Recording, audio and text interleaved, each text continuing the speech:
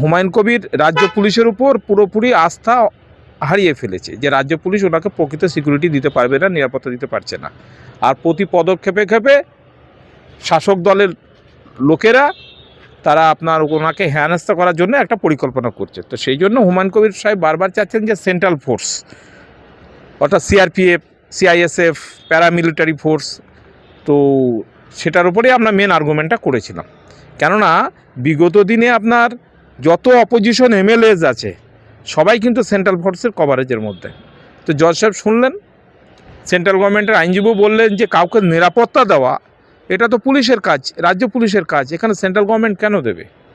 তো যাই হোক, শুনানির পর আমরাও দেখিয়েছি যে সেন্ট্রাল ফোর্স দিতে পারে যখন রাজ্য পুলিশের উপরে কারো আস্থা হারিয়ে যায় এবং কেউ নিরাপত্তার কারো যদি বিঘ্নত হয়। তো সেক্ষেত্রে হুমায়ুন কবিরকে পিটিশনটাকে অ্যালাউ করলেন। অ্যালাউ করে home secretary union of India central গভর্নমেন্টের ডিপার্টমেন্টকে বললেন যে ইমিডিয়েট হুমায়ুন কবির সাহেবের অ্যাপ্লিকেশনটা তুমি কনসিডার করো এবং নেসেসারি যা যা এনকোয়ারি করতে হয়। একটা সেন্ট্রাল ফোর্স দিতে গেলে কাউকে, তারা নিয়মটা হচ্ছে home affairs department government of India তারা আগে থ্রেট পারসেপশন অ্যানালিসিস করে, একটা করে আর কি আপনার এনকোয়ারি করে। তো সেই অ্যাসেসমেন্ট করার পর, থ্রেট অ্যাসেসমেন্ট করার পর কী ধরনের সিকিউরিটি ওনাকে দেওয়া যেতে পারে, জেড, ওয়াই, জেড প্লাস কেমন দেওয়া যেতে পারে, তো সেই অ্যাসেসমেন্টটা হোম মিনিস্ট্রি ডিপার্টমেন্টকে করতে বললো, করে ইমিডিয়েট ওনাকে সিকিউরিটি দেওয়ার আদেশ দিয়েছেন ইন অ্যাকর্ডিংস উইথ ল। উনি যতদিন শাসক দলের বিধায়ক ছিলেন, এখনও তিনি শাসক দলে রয়েছেন, কিন্তু দল ওনাকে সাসপেন্ড করেছে। তারপর থেকে ওনার সিকিউরিটি কমিয়ে দেওয়া হয়েছে এবং উনি নিজে মানে আশঙ্কা প্রকাশ করছেন উনি যে সিকিউরিটি রাজ্য দেওয়া আছে তাতে উনি অসন্তুষ্ট। এটাকে কেমনভাবে দেখছেন? না, এটা তো মানে এটাই তো একটা ব্যাপার যে কাউকে নিরাপত্তাহীনতায় ফেলে দাও। উনি যখন শাসক দলের বিধায়ক ছিলেন ওনার সিকিউরিটি আরও বেশি সংখ্যক ছিল, তার আগে 6 জন ছিল, 6 জনের পর 3 জন করলো, 3 জনের পর এখন বর্তমানে 2 জন রয়েছে। তো উনি তো একটা জনপ্রিয় নেতা, বিভিন্ন জায়গায় ওনার নতুন দল করেছেন, বিভিন্ন পার্টি প্রোগ্রামে ওনাকে অ্যাটেন্ড করতে যেতে হচ্ছে, বিভিন্ন সোশ্যাল প্রোগ্রামে ওনাকে যেতে হচ্ছে।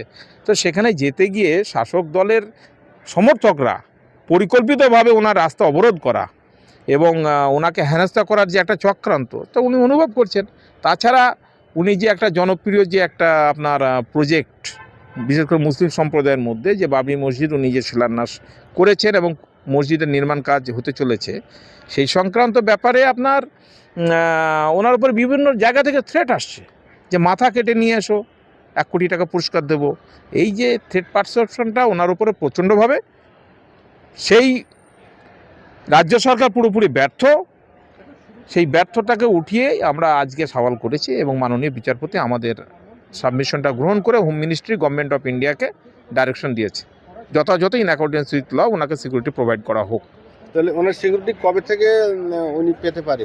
এবার হোম মিনিস্টার তো ওরা গভর্নমেন্ট অফ ইন্ডিয়া ওরা তো সিকিউরিটি থ্রেট অ্যাসেসমেন্ট করবে, ওটা কতটা আসছে সেরকম করে কী ধরনের দেওয়া যাবে ওরা ডিসিশনটা নেবে, কিন্তু যাই হোক ওনাকে ডিসিশন নিতে হবে। তবু অনুমানিক আমার তো মনে হচ্ছে 2 সপ্তাহের মধ্যেই হয়তো পেয়ে যাবেন। সেটা আবার ডিপার্টমেন্টের ব্যাপার, গভর্নমেন্টের ব্যাপার, 2 সপ্তাহ 1 মাস। আর ইন দ্য মিন টাইম রাজ্য সরকার রিপোর্ট দিয়েছে যে আমরা রিপোর্ট তো দিতেই হবে যে আমরা ওনাকে সিকিউরিটি প্রোভাইড করবার জন্য যথাযথ চেষ্টা করছি, ওনার বাড়িকেও প্রোটেকশন দেওয়ার করছি, ব্যবস্থা নিচ্ছি। একটা রিপোর্টে সাবমিট করেছে জজ সাহেব, সেটাই করলো। তা সত্ত্বেও জজ সাহেব সেন্ট্রাল ফোর্সেই দিল, মানে রাজ্য পুলিশের উপরে একটা আস্থা নেই। মাননীয় বিচারপতি দীর্ঘ হিয়ারিংয়ের পর উনি একটা কনক্লুশনে আসলেন, মূলত বিয়ের আগে একরকম পদবি, বিয়ের পরে একরকম পদবি। তো সেক্ষেত্রে তারা এফিডেভিট জমা দিচ্ছে, জমা দিয়ে সেটা করছে, হেয়ারিং এ তো সেটা অ্যাকসেপ্টেবল হচ্ছে, সেটা তো অসুবিধার কিছু নেই। ভয়ের কেন? ভয়ের বাতাবরণ তৈরি করছে বেশিরভাগ শাসক দল। এটা শাসক দলটা ভয়ের বাতাবরণ তৈরি করে টোটাল জিনিসটাকে গুলিয়ে দেওয়া হচ্ছে। আমি আগেও বলেছি, এখনো বলছি, আমরা বামপন্থী আইনজীবীরা কখনো মরে যাইনি যে এসআইআর এ কোনো মানুষের ব্যক্তির নাম বাদ পড়বে সেখানে তাদেরকে বাংলাদেশে ডিপোর্ট করা হবে। এটা ভয়ের কোনো কারণ নেই। আমরা আছি, আমাদের সাথে আপনারা যোগাযোগ করবেন, আমরা নিশ্চয়ই এর সুরাহা করব। আমরা করছিও, কোর্টে আইনে আমরা লড়াই করছি, বামপন্থী আইনজীবীরা সহ আরো অন্যান্য আইনজীবীরা তারা লড়াই করছে কোর্টের মধ্যে। সেখানে এসআইআর এর নাম তাদেরকে নথিভুক্ত করানো হচ্ছে, কেন হবে না? এটাকে গুলিয়ে ফেলার চেষ্টা করা হচ্ছে, আর কিছুই না। শুরু বাংলাদেশে এবারে মিনি বিশ্বকাপ হবে 2020। সেই জায়গায় বাংলাদেশ, পাকিস্তান, শ্রীলঙ্কা, আফগানিস্তান, অস্ট্রেলিয়া, নিউজিল্যান্ড তারা সবাই অংশগ্রহণ করবে। মোস্তাফিজুরকে কেকেআর ছেড়ে দেওয়ার বিসিসিআইর নির্দেশের পরে বাংলাদেশ আসবে না ভারতবর্ষে। এবং পাকিস্তান বংশভূত যেসব প্লেয়ার গুলো ছিল তারা প্রত্যেকটা দলে রয়েছে, যে আমেরিকা, স্কটল্যান্ড, আপনার নতুন নেদারল্যান্ড, সব দলে পাকিস্তানি বংশোদ্ভূত প্লেয়ার রয়েছে। জিম্বাবুয়ে, ভারতবর্ষ সেই পাকিস্তানি বংশোদ্ভূতদের মানে ভিসা দিচ্ছেন না। অর্থাৎ এই 2020 বিশ্বকাপ হবে কিনা আদৌ সন্দেহ রয়েছে। এই প্রসঙ্গে কি বলবেন? দেখুন, বাংলাদেশে তো একটা অস্থির পরিস্থিতি চলছে। সব থেকে বড় কথা, শেখ হাসিনার মৃত্যুদণ্ড, শেখ হাসিনার অনুপস্থিতিতে ইন্টারন্যাশনাল ট্রাইব্যুনাল, যেটা কিনা একটা ক্যাঙ্গারু কোর্ট আমরা বলছি, আমাদের আইন অনুযায়ী যদি যার মৃত্যুদণ্ড হয় তাকে ফিজিক্যাল অ্যাপিয়ার হতে হয়, তাকে ফিজিক্যাল অ্যাপিয়ারেন্স করানো হয়নি এবং তার সহ গোটা ক্যাবিনেট মিনিস্টারকে ফিজিক্যাল অ্যাপিয়ারেন্স করা হয়নি, অথচ তার নামে ফাঁসি আদেশ বেরিয়ে গেছে। তো বাংলাদেশ একটা অদ্ভুত পরিস্থিতির মধ্য দিয়ে যাচ্ছে। ঘটনাচক্রে বাংলাদেশের কিছু মানুষের সাথে কথাবার্তা চলার মধ্য দিয়ে আমরা বুঝতে পারছি বাংলাদেশের গণপ্রজাতান্ত্রিক বাংলাদেশের একটা মানে নির্বাচনের পরিস্থিতি হচ্ছে, বা নির্বাচন চলবে, বা নির্বাচন হবে। তো যখন তাদের মধ্যে এই নির্বাচনটা হবে, তো নির্বাচন হওয়ার পর পরিস্থিতি যদি সুস্থ স্বাভাবিক হয়, অবশ্যই সেখানে খেলার মতো পরিস্থিতি স্বাভাবিক হলে সেখানে দু দেশের ডিফেন্স মিনিস্ট্রি আছে এবং ফরেন মিনিস্ট্রি আছে, তারা যদি মনে করেন যে খেলার মতো পরিস্থিতি তৈরি হয়েছে, তাহলে সেক্ষেত্রে নিশ্চয়ই তারা সেই জায়গায় যাবে এবং ভারত বাংলাদেশ খেলবে। কারণ ভারত বাংলাদেশের সম্পর্কটা তো একটা বন্ধুত্বপূর্ণ সম্পর্ক ছিল।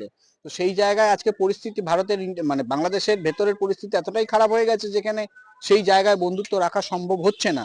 কারণ সেই জায়গায় অনেক অনুপ্রবেশকারী যারা বাংলাদেশ থেকে ভারতে আসছে শুধুমাত্র তারা শান্তির জন্য, তারা শান্তিতে বাঁচার জন্য, সেই জায়গায় দাঁড়িয়ে ভারতের পপুলেশন বেড়ে যাবে, এটা কখনো হতে পারে না। ভারত কেন, এটা যে কোনো দেশই এটা মেনে নেবে না। তো সেই জায়গায় দাঁড়িয়ে অনুপ্রবেশের আড়ালে অনেক জঙ্গিরাও ঢুকতে পারে ভারতে অনেক ক্ষতি করার জন্য। তো তার ভিত্তিতে যেটা মানে আপনার ভারত সরকারের তরফ থেকে যা নির্দেশ বা নিয়মাবলী রেখেছে, হয়তো সেটা মাথায় রেখেই এই কাজটা করা হয়েছে। কারণ যে প্লেয়ারকে নিষিদ্ধ করা হয়েছে সে তো বাংলাদেশের বংশোদ্ভূত, এবার তার পিছনে বাংলাদেশের প্লেয়ার, এবার তার পিছন যে দুটো তিনটে জঙ্গি ঢুকবে না তার তো কোনো সিউরিটি কেউ দিতে পারে না। স্বয়ং সেই প্লেয়ারটা তো তাকে মোস্তাফিজুরকে বাদ দেওয়া হয়নি, মোস্তাফিজুরকে বাদ দেওয়া হয়েছে মূলত বাংলাদেশের দীপু দাসকে পুড়িয়ে হত্যা করা হয়েছে সেই জন্য করে।